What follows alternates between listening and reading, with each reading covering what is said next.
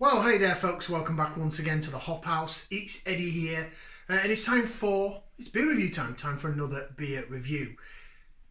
I'm going to get the housekeeping out of the way as I do a lot of the times on these videos. If you've just found us here on YouTube, welcome along. It's November 2021, we're going to be 1 year old. Actually, by the time I put this video out, yay, we've been around a year. Feeling hot. Well, actually feeling pretty cold, it's November. Thank you very much for finding us. Like, share, subscribe if you haven't done already, and help share the love and help us grow, get bigger audience, and then we can do some great and wonderful things. Got it? Lovely. Okay, so today I'm going to review a beer that's been in my stash. I've been clearing out my stash ready for the first birthday, getting rid of some older stock, and I came across this, which I had. Well, I've actually got 2 cans of this. I couldn't find it. Well, no, sorry. I'll just show you what the beer is and then I'll explain what I'm on about, because otherwise I'm just waffling. So it's from Vocation Brewery, none other than Vocation Brewery, and it is this. It's their Perfect Storm. It's a New England. It's down as a New England Pale Ale, but it's a whopping 6.6% on the ABV. So that to me is IPA territory. It's stronger and heftier than a pale ale. But they've canned it and described it as a New England Pale Ale. Love the artwork. It's the old Vocation logo, of course. The newer one now has big V's on the front. You've seen the other Vocation stuff we've done. I love Vocation Brewery. They're amazing. They're fantastic. So I sort of love everything they do. I don't think I've had a bad beer from them yet. So hopefully this isn't one either. Now, this was put out. Did it go into Tesco? It might have gone into Tesco for a very short period of time, but it was put out in about March time of this year, I think March or April, in these 330ml cans in Asda for £3 a can, and I couldn't find it for love nor money, and then eventually I did find it in another Asda, and I thought, great, I've got a can of it. I think there was only a couple of cans left on the shelf, so I bought the one, and I was like, wicked, I'm going to review that. And then we ended up going to a family party, and I took some beers with me, and my missus went and grabbed a beer out of the fridge and she passed me it, so I ended up drinking it, so I didn't review it. So then when I put an order in for Vocation, for some of their new beers with the new logos, these were on offer, reduced price, and I thought, ooh, so I've got 2 cans. So this is one, and the other one is still down there in my stash. Right, let's get it out into the glass. Of course, I've got the Vocation glass. Again, old logo, old design on the Vocation glass just there. So it's a New England. We know about New England Pale Ales and IPAs. It should be cloudy. It should be hazy. Should be probably golden to orange in colour, quite light. And this is very light looking, actually. Very, very light. It's been in the fridge. I put it in the freezer for about 5 or 10 minutes just to really chill it down. But look at that. That does look like a glass of custard. Ooh, Vocation. Lovely looking beer. Glass of custard with a white head on it. Let's jig it around. Apologies for the spotlight. It's shining off of the head of this beer, isn't it? Ooh, jig. Bring it back here. Is that any better? I jig it there. Oh no, that's making the light even worse, isn't it? But it's got a lovely fluffy white head on it. Look at it. Cheers. Smells the part too. I've jumped ahead of myself. Let's give it a whiff, see what we can sniff. Oh yeah, that smells fruit bomby. Smells fruity. So, if you are new to this here channel, The Hop House, New England on the east coast of America, northeast coast. So above New York and Boston, so Massachusetts, Maine, Rhode Island, Connecticut, Vermont, all those sort of New England states. They brew beer like this. So they brew it cloudy and hazy. They add oats in along with the malted barley to make it cloudy and hazy and thicker. It has a thicker, softer mouthfeel. The smell is more fruity. They dry hop it. So the hopping process where they add the hops to the beer is at the end in the fermenter. Instead of whacking it in the boil, where it becomes really bitter and pithy, like West Coast American IPAs. On the East Coast side, they dry hop it in the fermenter at the end, and it brings out tropical fruit flavours rather than pithy, citrusy, grapefruity bitterness. You get like sweet oranges, tangerines, nectarines, blood orange. You might get some peach, stone fruits, peach apricot, and you might get a touch of grapefruit and lemon and lime as well. They're still there, but they're not the overwhelming flavour. Mango, nice bit of mango. A little bit of mango. Right, anyway, give it a whiff, see what we can sniff. Yeah, tropical fruits. It smells sweet, tropical, exotic. Smells like a summer day. Smells like a fruit smoothie that you may get from a stall when you're walking around in the summertime. A nice carton of fruit juice or something. Getting mangoes, getting peach, touch of orange, passion fruit, maybe a little tinge of grapefruit in there as well. It smells lovely. It looks great. Look at how it jigs. We'll do a bit of laser vision shortly, but I'm going to get in there because I want to try it. Because I can smell it and it's got my taste buds raging, man, raging. Bottoms up down the hatch.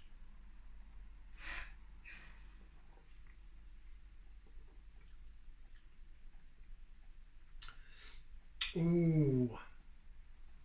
Mm.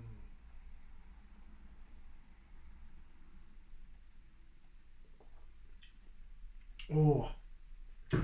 It's actually been a bit of a while since I've had a good New England IPA. I'm just trying to think now. I've had hazy pale ales, and I've had some West Coast IPAs, some that are a bit more pungently bitter. But I don't think I've had a good solid New England for probably a few weeks. I'm trying to think what beers I've done recently. I don't think any of them were New England jobbies. Oh, it's really nice and tropical, that is. Yeah, so New England IPAs, I think I sort of went off for a bit, and then I got really into my best bitters and British hop stuff, traditional hedgerow hoppy kind of thing. I really had a resurgence on that, and I really enjoyed some West Coast IPAs that were a bit more wah and in your face and ripping your tongue out. But then it's nice to come back to something a little bit softer, a little bit calmer on the palate, and just generally easier to drink, easy going. This is like sit back, relax, kick off your shoes, just go with it. Oh. Mm. Oh. Cracking. Right, bit of laser vision, and then I'll run through some flavours. So this light may go up and down. Apologies for the spotlight. Let me turn it around a bit so you can just purely see the beer and not the logo. Although there's nothing wrong with looking at the logo. It's Vocation Brewery. There you go. If I go like that, oh yeah, it laces beautifully. It does. Oh yeah, their head. The bubbles chase the bottom of the head around the glass. The old magic trick that I love so much. It's beautiful. This is a beautiful beer.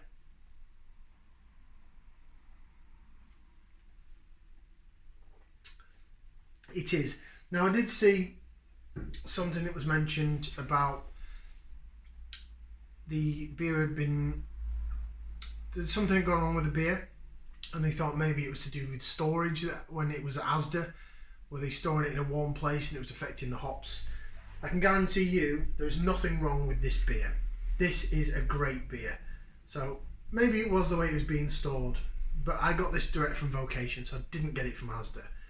And to be honest with you, the one I did get from Asda, I'm pretty sure it tasted good as well, but it was months ago when I had it, and I didn't review it. I was just drinking it at a party, so I was probably just drinking it just to go with whatever food. We were having pizzas and playing silly party games and stuff, like you do at family dues. Excuse me. Right, flavours. First of all, the mouthfeel. So it's New England. It's hazy. It's cloudy. You can see that. It looks like a fruit juice. Tropical fruit juice. and it's really soft on the mouthfeel. So it's thick. The oats provide that thickness, so it sort of sticks to the sides of your mouth while it's in your mouth, but it glides. It's really soft. The carbonation, there's a bit of carbonation there, a bit of fizz, but it's not harsh. It's not, it's not fizzy, as in gassy fizzy. It's just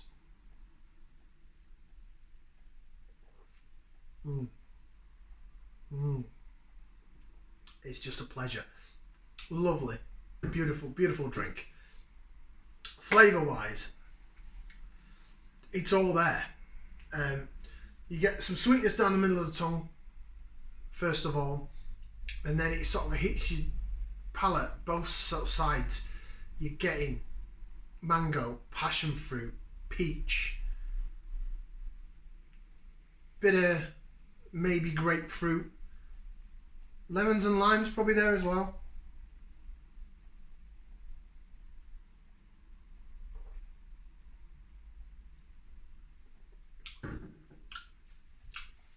And it's sweeter, but it's not too sweet.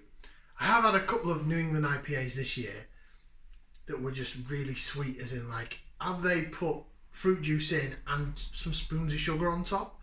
And I went into that. It was a bit too sweet for me.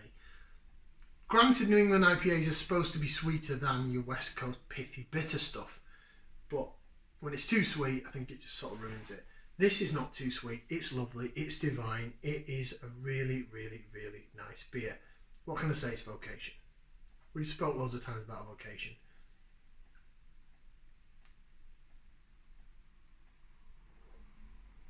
I'll probably do that. Probably do more Vocation beers than any other brewery, actually. I should probably do less Vocation beers, but I can't help myself because they're that good. So, Perfect Storm. Let's see what it says on the back of the can. It just says, Perfect Storm New England Pale Ale, packed full of citrus aromas and a boatload of hops. This New England Pale is dank and juicy, with full-on flavours and low bitterness. And then various things in different languages. Looks like it could be, is it maybe Norwegian? Or something of that nature? I think it is, yeah. Yeah, it says different languages. Spanish, GB, Great Britain, Spanish, French, German, DK, is that Denmark? IT for Italy. I'm just randomly reading out abbreviations now. Oh, there's even some Oriental writing at the bottom there for some Eastern Asian countries as well. Pour carefully, may contain sediment. Also, it is a can-conditioned beer. To be honest, it's that blooming cloudy that you can't see bits in it anyway. But 6.6%.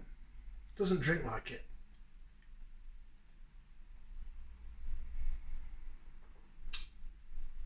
I'd say because of the mouthfeel's a bit thicker, it's really soft, but it's thicker, I'd probably put it at about 5%. I think it's above 4.5% because of the mouthfeel. Not because of the taste, the alcohol content, because of the mouthfeel. Right, rating wise, it's Vocation Brewery. I mean, do they do anything wrong? Could it be any better? Yeah, it probably could be better. Or could it? I don't know. I'm definitely giving it 2 thumbs up. Do I stick any feet in the air?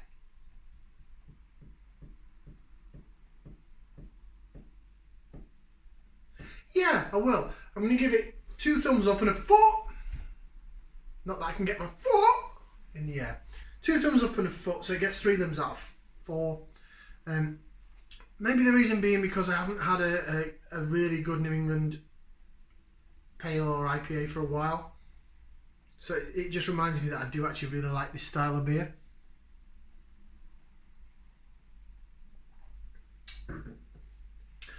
Ooh. Very nice.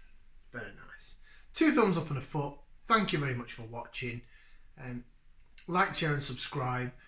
And we'll see you again for some more beer reviews on the Hop House. I think, because we're in November, I think we're due another dark beer day. Because I've got some stouts and things like that I need to review. And Baby, it's cold outside. So stay tuned and we'll do another dark beer day. But it probably won't be, well, when I next get around to it. Like, share, subscribe. Ciao for now, people. Ta-ra.